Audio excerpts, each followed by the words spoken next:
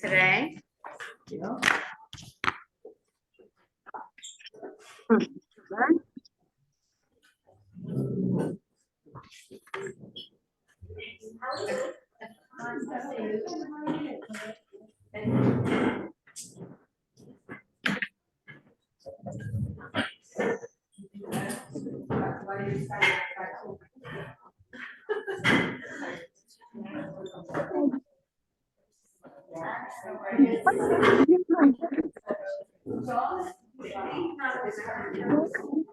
But remind me your name.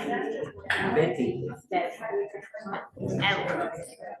I can't go to the Tuesday show anymore because Tuesday is my day. Generally, I go to Tuesday. You have always to choose between the possibilities. Right. Baruch Hashem. Baruch Hashem. They do it still on Zoom. Right. Once a week, I prepare to come to Great. You think it's another day. This year I'm not teaching. I'm not teaching in Matan. I'm teaching in Netanya. I teach at a midrasha. This year I'm not. Right. I'm always looking if you are there. Thank you. Okay. I choose between Hebrew and English. Right. Right.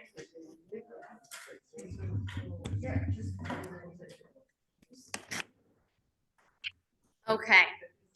If you're joining, if you don't mind moving up to the first 3 board tables, that would be great. My name is Ellie Ausubel. It is great to be here. A shout out and special mention, happy birthday to my Savta who's here in the crowd. And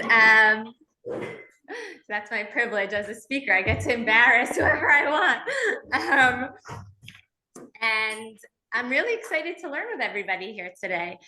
It struck me that Hanukkah is really a remarkable holiday because when you think about the other Chagim, there should be source sheets coming around. If you didn't get one, see from it.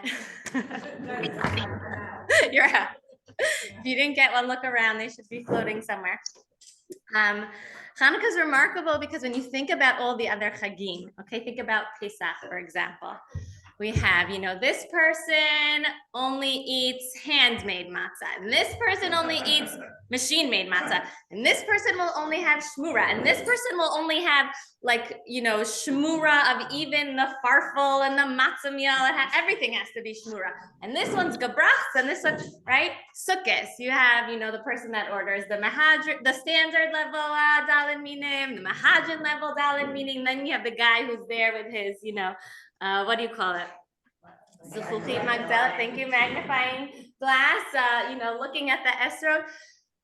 But Hanukkah is remarkable because Hanukkah, we see in the Gemara in source number 1, that there is a standard level of the mitzvah, lighting just 1 candle every single night, ner ishu beito. That's the standard. That's the most basic level mitzvah. Then there's the next level, the mahadrin level, which is lighting the number of candles to correspond to the number of people in your household. And so you're lighting the same number every single night. If you have 5 people in your household, so you're lighting 5 candles, 1 per person every single night. That's the mahadrin level. And then we have the mahadrin min ha-mahadrin. And it is remarkable that I don't know anyone in Chutz La'aretz, in Eretz Yisrael, religious, Haredi, ultra-religious, modern Orthodox, Dati Lomi, Mesorati, everybody does the mahadrin min ha-mahadrin. Okay, a little bit of it different. Mahadrin min ha-mahadrin is you light based on what night it is, depending on the night, how many candles. Okay, a little difference between Ashkenazim. Everyone in the household lights. Sephardim, just one. The head of the household will light the number of nights that it is. But this is like across the board, across the world. I mean, raise your hands if you know anyone that does anything different. To me, like, is that not a miracle in itself that we have? It's like unified Jewish practice on one thing, and that's a miracle. So if we look back at this source for a second, the Mehadrin min HaMehadrin, there actually is a machloket. There is a dispute recorded in the Gemara in the Masechet Shabbat. We don't have a separate Masechet for Chanukah. It's just a few pages and tucked away in there in the middle of Masechet Shabbat in the beginning. And we have a famous machloket between Beit Shammai and Beit Hillel. Beit Shammai says, I'm in the first source, the second line. Beit Shammai omrim Yom Rishon Madlik Shmona. On the first night, you light 8 candles, and then you go in decreasing order. By the last night, you light 1. Beit Hillel omrim. Beit Hillel says, no, the opposite. On the first night, Yom Rishon Madlik Achat, you light 1. And you go in increasing order, and by the 8th night, you light 8 candles altogether. Mikan ve'erach mosif veholech.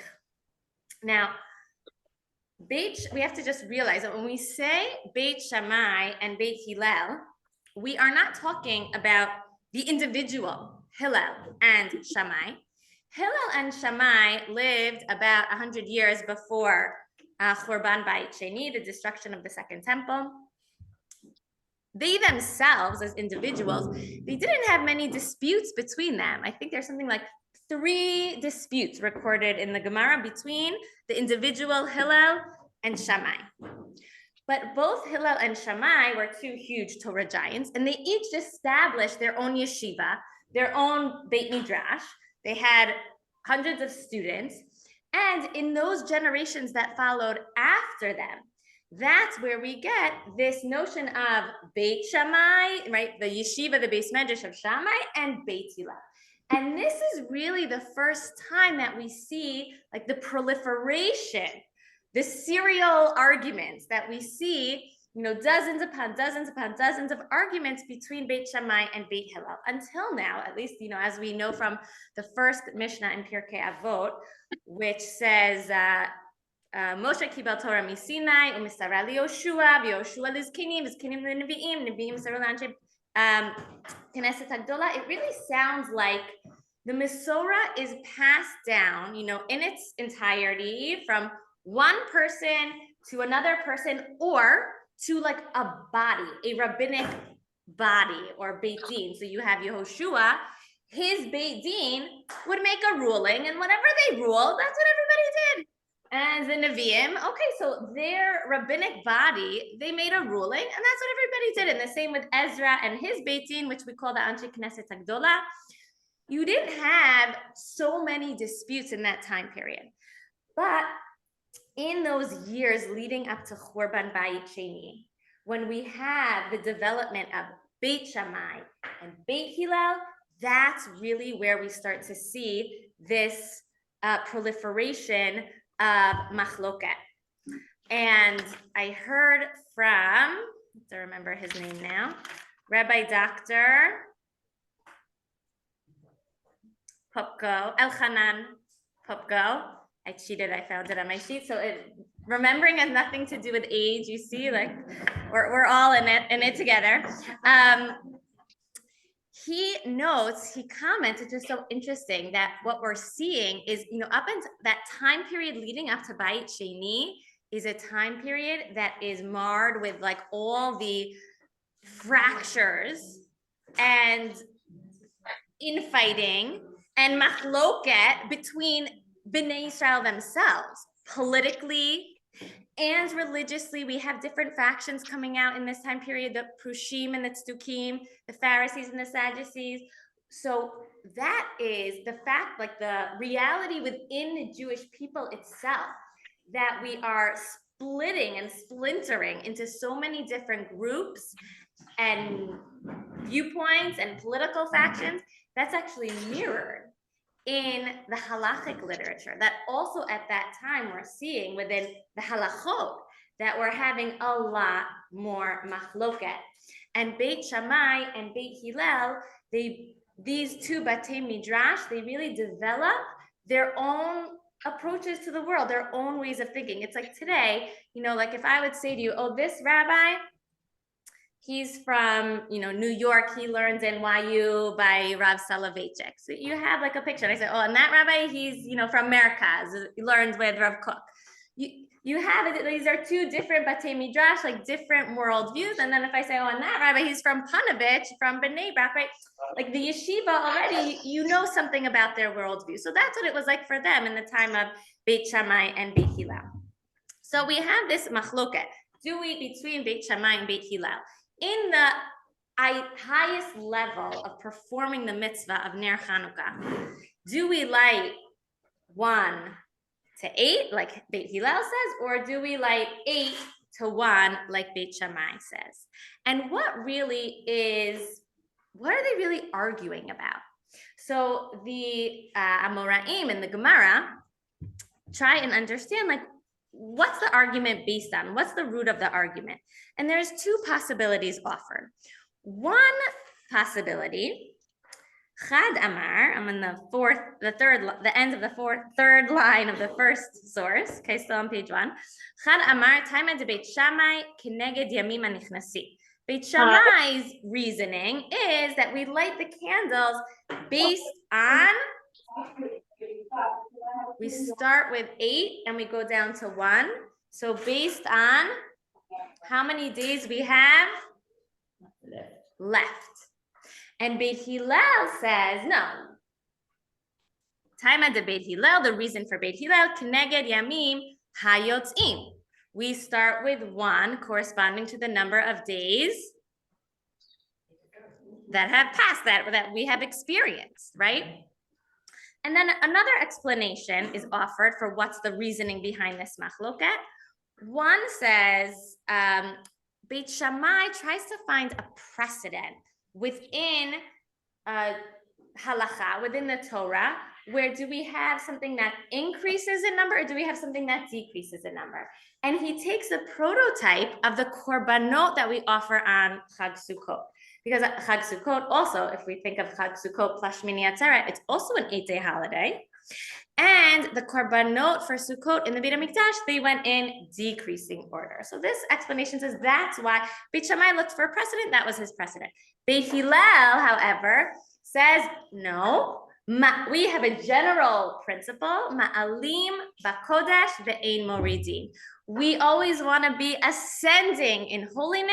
We don't want to be descending. So we're going to ascend in the number of candles.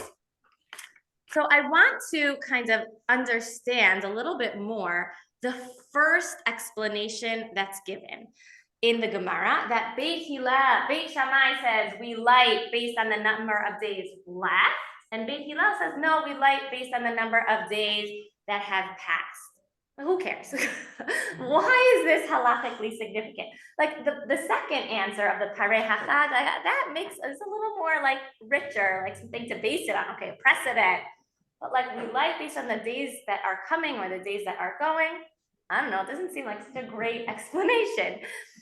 And Rav Zevin, in his Sefer Or LaHalacha, he has a whole chapter dedicated to understanding, based on many different disputes that are recorded in the Gemara, can we extract from them kind of an overarching worldview that would make sense? This is why Beit Hillel tends to paskin this way, and this is why Beit Shammai tends to paskin that way.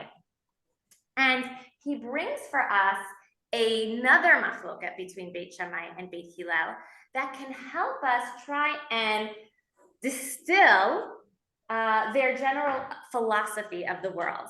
And that is source number 2. Beit Hillel and Beit Shammai have an argument regarding what was created first. We would go back to the 6 days of creation. Were the heavens created first, or was the earth created first? Beit Shammai says the heavens were created first, and then the earth. Beit Hillel says no. First the eretz was created, and then the heavens. And they each bring a pasuk that supports their claim. Now, They are not having a historical argument over what actually happened in creation. Because A, they weren't there, they don't know, and B, who cares? Okay, they were both created. Great, we can move on. But they're arguing about a philosophical approach. What do the heavens represent? And what does the earth represent? Any ideas? Let's start with the earth. I feel like, well, whatever, start with whatever you want. Any ideas? What maybe is the heaven meant to symbolize and the earth meant to symbolize? Yeah. We're always saying that it's God to bring from the heavens down to the earth a beautiful or better earth. And so I could see that that's what earth would symbolize. That not the bringing of it down, but that it being here. Good, good. So Beit Shammai has more of a top-down approach. First, the heavens were created. That's the foundation. And then the earth was created. The earth symbolizes the world of action, our reality, as we see it in front of us. The heavens, what does that represent? The ideal, the spiritual, the pure, right, absolute truth. The heavens is beyond just the world of action. It's plus, it's me'ever, it's, the world of thought, the world of, I can do an action and it might be good, but what was my intention? What was my motivation? What was my thought behind that action? Beit Shammai says the starting point is the heavens. The heavens were created first. And then we take that ideal, we take that absolute truth, and it's a top-down approach, like Robin was saying. We take that heavens, and now we have to bring it down here and replicate it. Beit Hillel says the opposite. Beit Hillel says, no. We start with, our focus is on the world of action, the world of reality, the here and now, and we have a bottom-up approach. We work our way up toward the ideal, one day at a time. And Rav Zevin uses this model, and he says, we can understand from here a kind of overarching principle behind their worldviews that will explain a lot of different disputes that they have. If you look in source number 3, that last line, we're not going to read the whole source, but that last line in excerpt from Rav Zevin's article, he writes, Beit Shammai mebitim al hadavar kefi ma shehu adayin bekoach. When Beit Shammai look at something, they view it, they judge it based on its potential.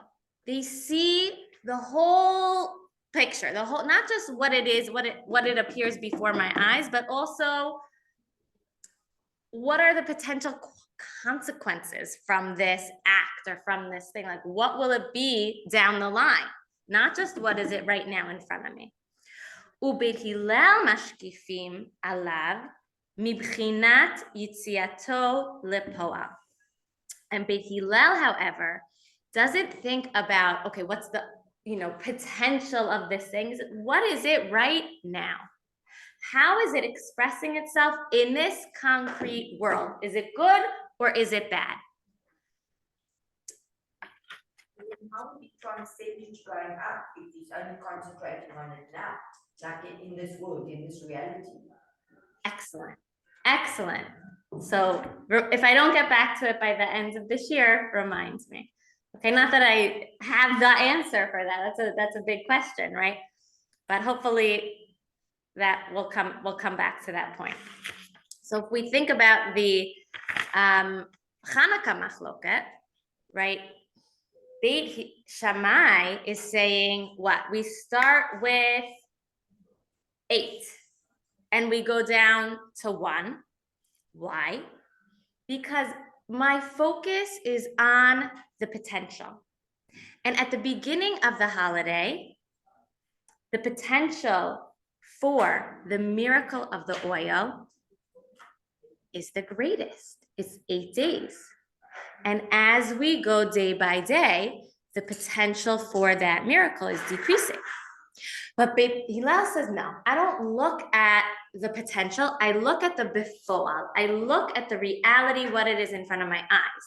And the reality is that on the first day, the miracle was very minimal. Okay, the candle lit. That's what candles do. Very minimal. 1 candle. And as we progress further into Hanukkah, the nace that was apparent to Bnei Israel grew and grew and grew and grew. And I want to, yes. That's the going up. Excellent. That's it going up. Absolutely. Beautiful. And I want to show you, before we get back to the idea of the Neirot of Hanukkah, I want to show you a bunch of other examples where Rav Zevin uses this principle to explain the root of the machloket between Beit Shammai and Beit Hillel. Take a look at source number 4. Food is susceptible to tum'ah. Okay, in the times when we had a Beit HaMikdash, if you were a Kohen, you could only eat, actually, I don't know if that's true, but in the time of the Beit HaMikdash, if you wanted to be tahor so that you could go to the Beit HaMikdash, you have to eat food that is tahor. When you catch fish to eat, at what point do we look at it as food that could be susceptible to impurity?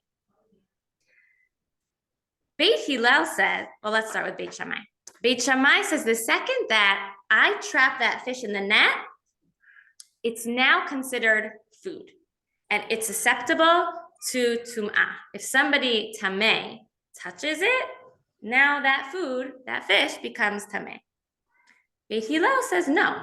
When does it become food? When it's dead, right? How does that principle that we saw a moment ago explain this machloket? What does Beit Shammai say? When Beit Shammai sees the fish trapped in the net, he looks at that fish and what does he think? How does he view it? It's not potential to be. It's potential. It might not be dead this second, but that's where it's going, right? I look at the full potential. This is potential food. This fish is going to die. So I already say it's already at this moment susceptible to tumah. I'm already looking it as food. Whereas Beit Hillel says, no. I look at the concrete reality. The fish is still alive. It's not yet food. Only once it's dead, then does it become susceptible to tumah. Look at another machloket here. There's a prohibition in the Torah also relating to Beit HaMikdash. There's a prohibition in the Torah that you're not allowed to use an item that was used as a harlot's hire, somebody that, let's say, gives a prostitute as their payment a bottle of wine. You can't use that bottle of wine as part of your korban, as part of your nisachim. Like, that is disrespectful. We don't bring that to the Beit HaMikdash. We don't use that as a gift to Hashem. Well, what about, let's say, somebody gives, this is like strange, right, to be using this example, but let's say somebody gives a harlot a bag of wheat, and then it's, processed and made into flour. Can someone use that flour as part of their meal offering in the Beit HaMikdash? What do you think Beit Shammai says, and what do you think Beit Hillel says? What? Beit Shammai would say no. has the potential to be the man.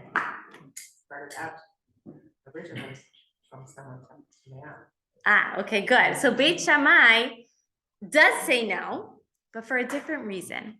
Beit Shammai says, when I see a bag of wheat in front of me, it is, right now it's wheat, but I don't just see wheat. What do I see when I look at that bag of wheat? I see bread. I see flour. I see its full potential.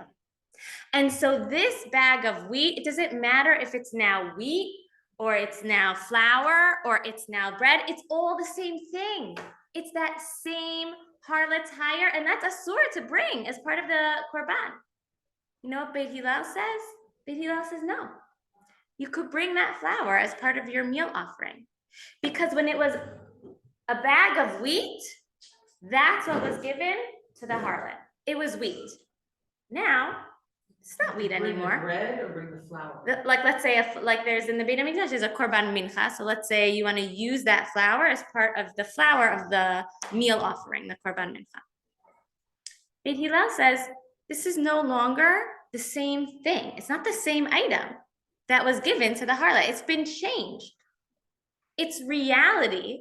It's, physical reality has been changed. It was wheat. It would have been asur to bring that wheat, but now it's something different. Now it's flour. So again, Beit Hillel is looking at what is the concrete reality right here in front of my eyes, and that determines its status. Beit Shammai, from the beginning, is focused on the full potential.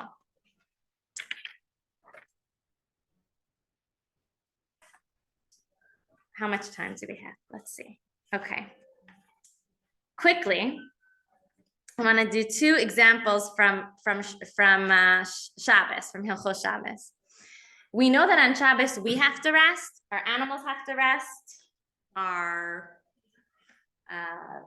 servants have to rest, right? What about our kelim? What about our pots? What about our appliances? What about our sprinkler systems? Does that have to rest? No, Beit Shammai says, he says, yeah. He says, on Shabbos, it's not enough for you to rest, and your animals to rest. Your kelim also need to rest. So if you have a big vat of dye, you cannot put your shirt that you want to dye, your cotton white shirt that you want to dye to be blue, you can't put it in that vat right before Shabbos. If the dyeing is going to occur, the process of the dyeing is going to occur on Shabbos itself, because even your kelim need to be resting.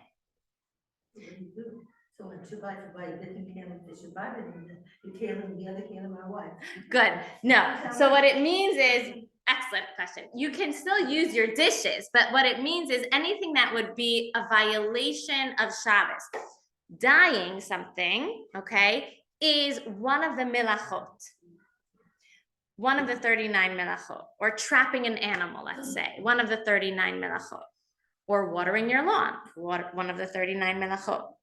Says Beit Shammai, even if I do the action before Shabbat, contains in that action is also all the potential consequences that are going to result from that action.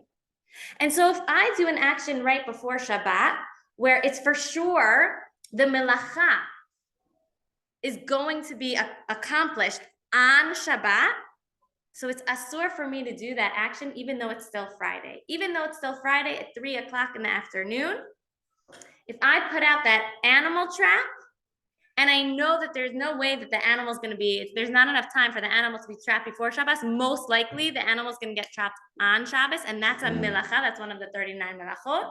Says Beit Shammai, you can't do that, even though you put out the trap when it was still Friday, because you know the melacha is going to be done on Shabbos itself. And your act that you did on Friday carries with it, wrapped up in it, is the full potential, all the consequences that's going to come from that act. Beit Hillel, and this is how we paskin, says, no, that's fine. You want to set your sprinkler system, your, what do we call it? The irrigation systems that we have. You didn't act on Friday. You didn't do anything. We look at the world of action. You did a maaseh. Was it Shabbos? No. So did you violate Shabbos? No. The fact that maybe the vat of dye is still continuing to dye the shirt on Shabbos, I didn't do that action on Shabbos. So Beit Hillel says it's fine. And one, yeah. Excellent. Yes. Happens, this is not a Hilchos Shabbos here, so I'm not going to go into it, but happens to be that there is a concept in Hilchot Shabbat that's something that makes noise. We avoid doing on Shabbos, even if we programmed it before Shabbos, mashmiya kol. So we don't, even if I turned on the dryer before Shabbos, right? Since it makes noise, we don't want that going on Shabbos. But in theory, something that doesn't make any noise and wouldn't necessarily be considered an uvda dechol. So, right, in like our lights, they, go on, etc. Right.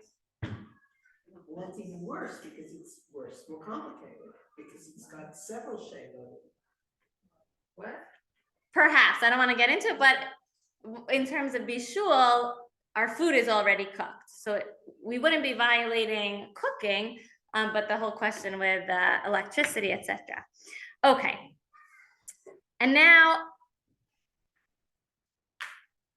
beautifully, Rav Zevin says, just like Beit Hillel and Beit Shammai thinks that you can be mechalel Shabbat even on Friday, even before Shabbat. If you do an action that's going to cause melacha for sure on Shabbat, then that's chilul Shabbat. So too thinks Shammai that you can be mechabed Shabbos, that you can do kavod Shabbos on Sunday.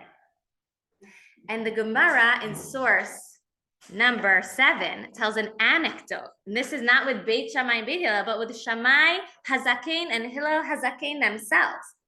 Shammai had the practice when he would go into a store on Sunday and he would see a beautiful rib roast. So he would say, oh, wow, I'm going to buy that and I'm going to save it for Shabbos. And then Tuesday, when he went back to the store, if he saw an even more beautiful rib roast, a brisket, he would say, oh, okay, I'll eat the one from Sunday for dinner. And I'm going to say this is even better. I'm going to save this one for Shabbos. Because every day, even though it's Sunday, my action that I do now, and I stick that in the freezer and I save it for Shabbos. So that act carries the potential of honoring the Shabbos. And so so every day it doesn't matter if it's not yet Shabbos, not even yet Friday, I can be mechabed Shabbos all week long. But Beit Hillel, or not Beit Hillel, Hillel, aval Hillel Hazaken, the Gemara says in source number 7 in Masechet Beitzah, Mida acheret hayitalo. He had a different midah. He had a different characteristic. Shekol ma'asav l'shem shamayim. All of his actions were l'shem shamayim, were for the sake of heaven. Shene'emar Baruch Hashem Yom Yom. Hillel would walk into that market and see a beautiful brisket and say, Baruch Hashem Yom Yom. Hashem has given me blessing today, then I'm meant to enjoy that blessing today. I'm meant to thank Hashem for that blessing today. And I'm meant to use this blessing to further my ability to serve God and to bring his light into this world. Baruch Hashem Yom Yom. That was Hillel's philosophy. And on Friday, whatever was in the market, that's what he'd have for Shabbat.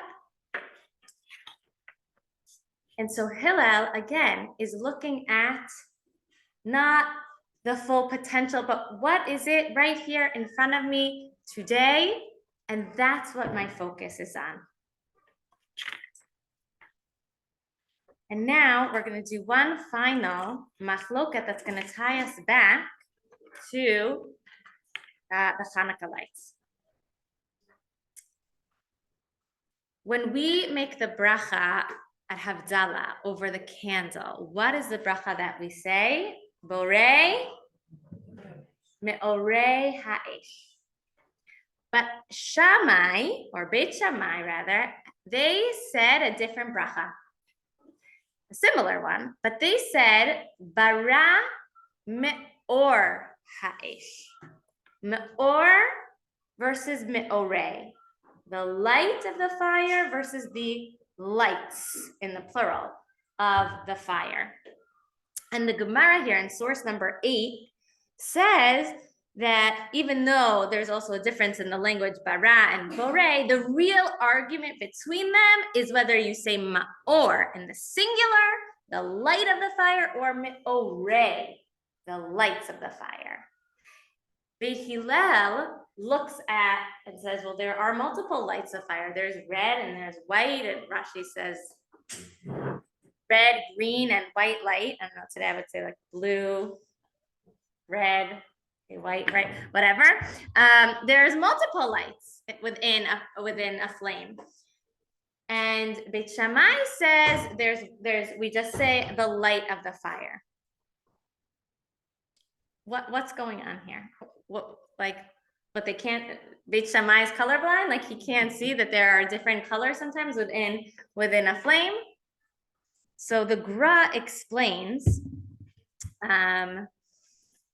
in his commentary on the Mishnah, Shnot Eliyahu, he says in the next source there, he says that what they're really arguing about is everyone agrees that the bracha that we're making over the fire is reminding us that Hashem created fire during the 6 days of creation, or on that first Motzei Shabbat, according to the Midrash.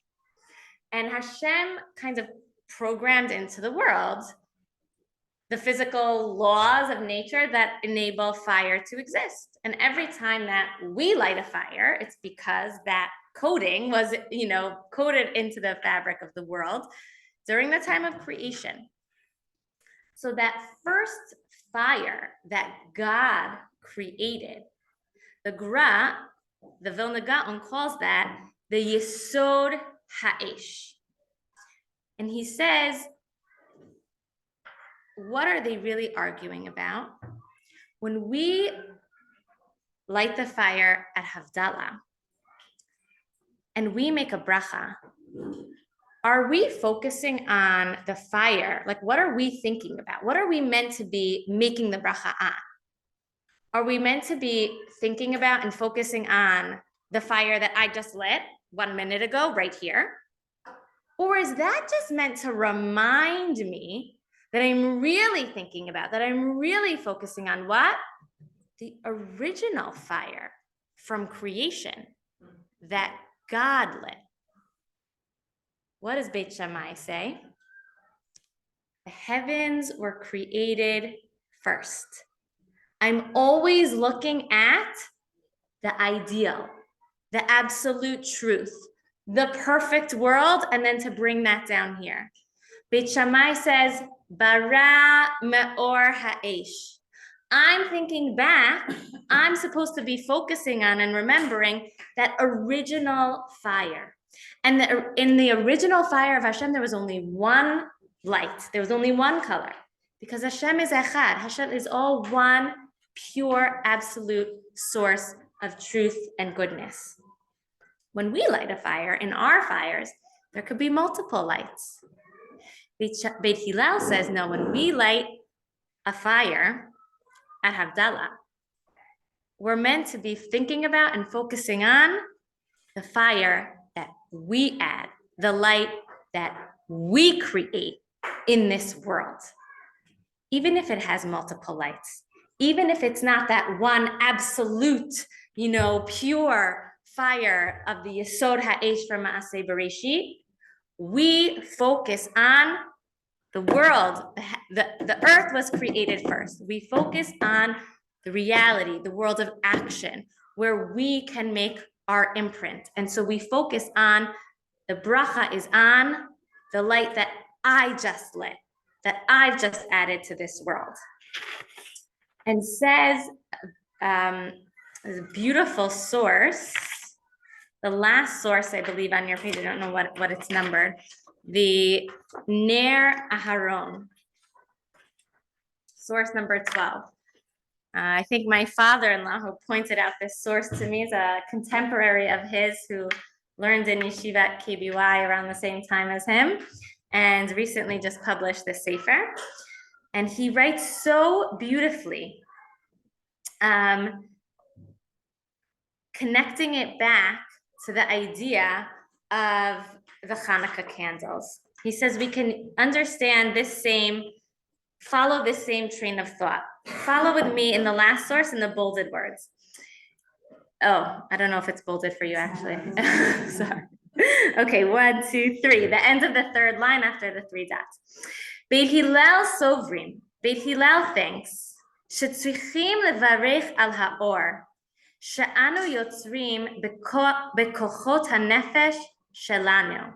We need to make the bracha on light that we created with our own kochot hanefesh, with our own abilities.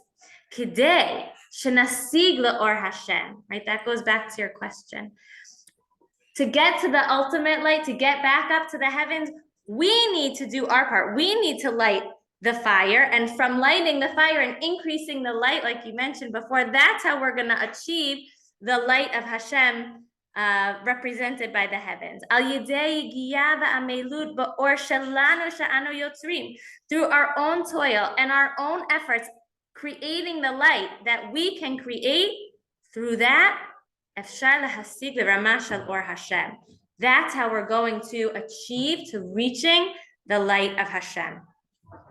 Aval Beit Shammai sofrim, but Beit Shammai thinks shemevarchim al hamatzav ha'ideali. No, when we make the bracha on the Havdalah candle, we make the bracha on the ideal state, on our she'ifatenu, on our desire, lehenot, he calls it here, mehaor haganuz, that original fire that God created, that was the divine light. That was the light that was then hidden away, the Shechina. Umivarchim alav, and that's what we're making the bracha on, not on the eish hediot, not on the fire that is the man-made fire.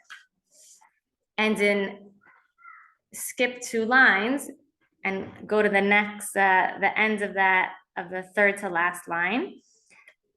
He now connects it to Hanukkah. Beit Shammai sovrim shetzrichim lahagia el hamatzav ha'ideali. Beit Shammai wants us to reach the ideal state. What's the ideal state? Ner echad, 1 candle. Why is 1 candle the ideal? Because 1 candle represents the one light of the Yesod Ha'esh, of the Or HaGanuz. The fact that Hashem's light in Ma'aseh Bereshit had only 1 color in it, because Hashem is the absolute ideal, the absolute good and absolute truth. So for Beit Shammai, we go down from 8 to 1 because we want to get to that ideal. But Beit Hillel thinks, Shalom mistaklim b'koach ela b'foal. We don't look at the potential, we look at the reality, what's in front of us. Uvechol yom, and every day, aleinu lehosif b'yigiyah ube'amelut, that should say.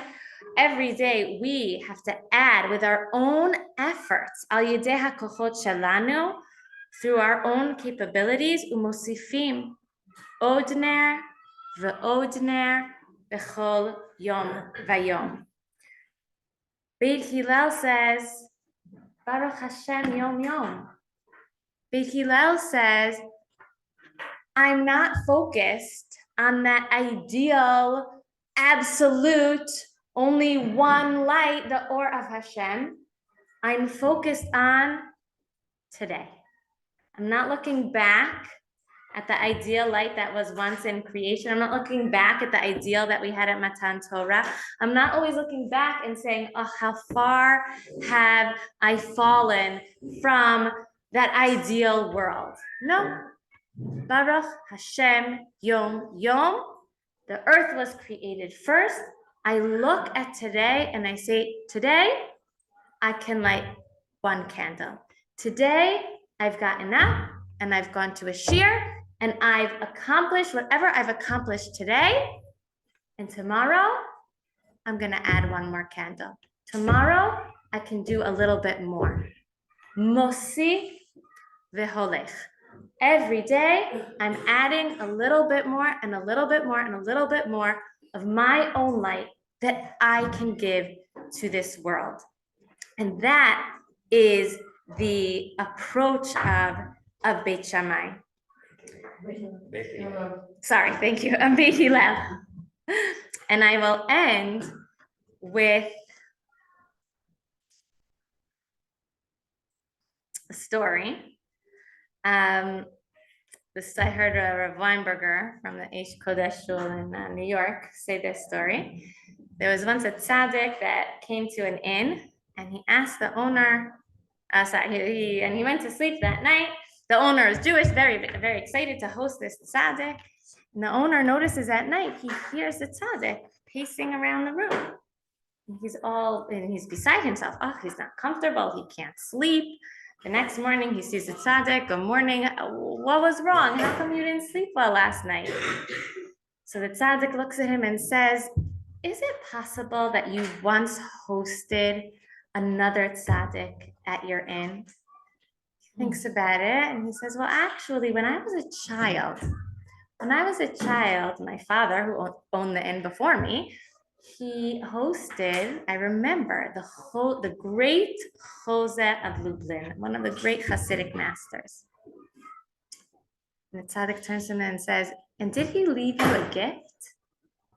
And the innkeeper says, yes, actually he did. And the tzaddik goes, is it that clock? He says, yes, a clock. Yes, how did you know? My father wouldn't take money from him, so the Jose didn't want to leave without paying something, so he left that clock as a gift for my father. But Rebbe, how did you know that? He says, that's why I was up all night. That clock, I heard it ticking the whole night. Because every other clock in the world, when an hour goes by, you think an hour has just passed of my day, of my life. What did I accomplish in that hour? What did I do? Look at how much time I wasted. Every other clock in the world, its tick is depressing because it just reminds us how much time has gone. But the clock of the Jose, that ticking kept me up all night because I was so excited that I couldn't sleep.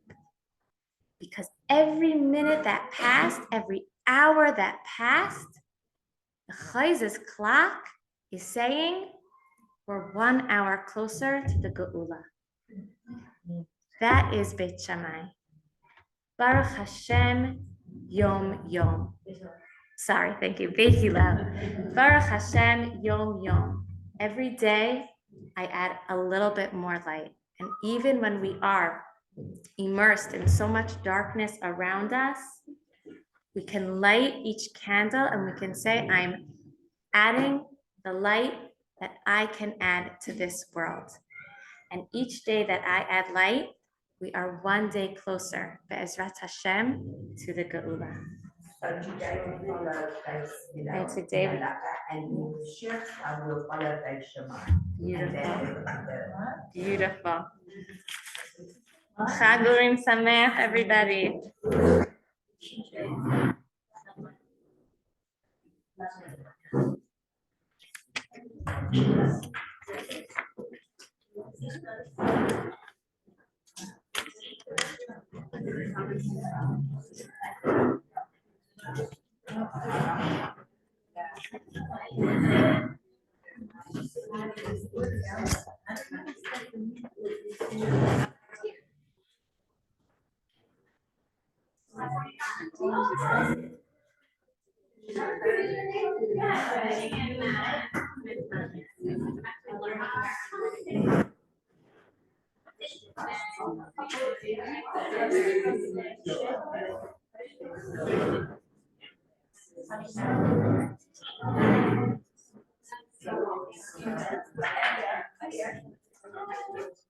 I guess one way or another.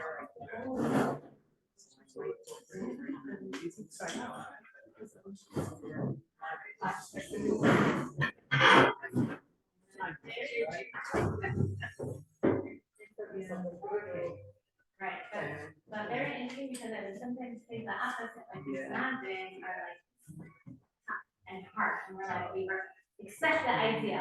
If you're not here, then you're not. She got away. That's it, and they're like, "Where are you from?" That's wonderful, right? And I was holding But I her, could see it both ways. Yes. But I'm okay. What? I'm so emotional. Doesn't happen. And he keeps saying, "Are you sorry? I can help you." I said, no. No, I know, it was gonna happen, That's but not. then we got canceled, right? That- And he. That's right. So he's actually with her. You know, my It husband. was so hard.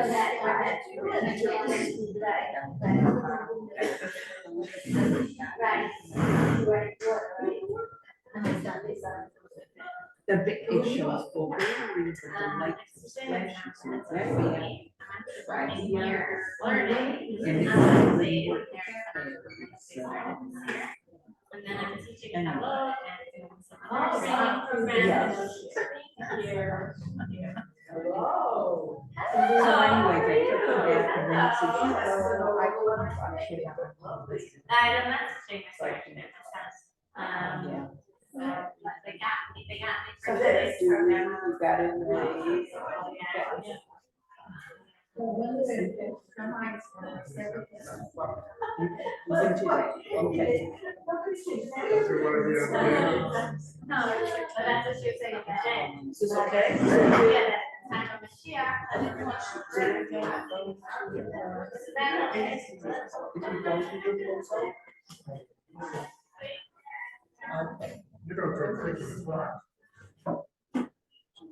Okay.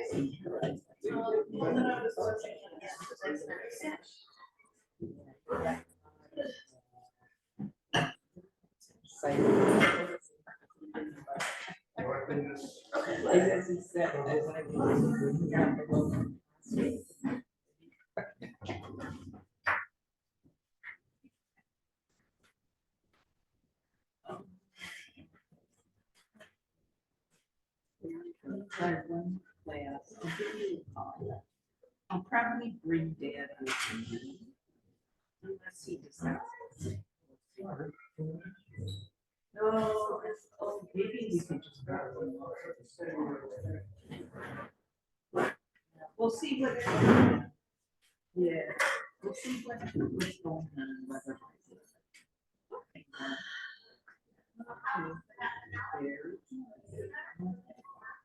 Love you too.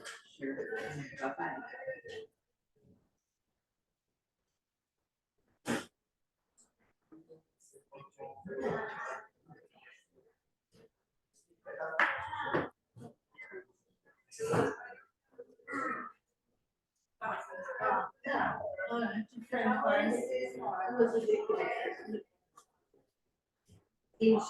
Maybe if I tell, maybe it was, let's keep that. The other one I have to check. Let's get this.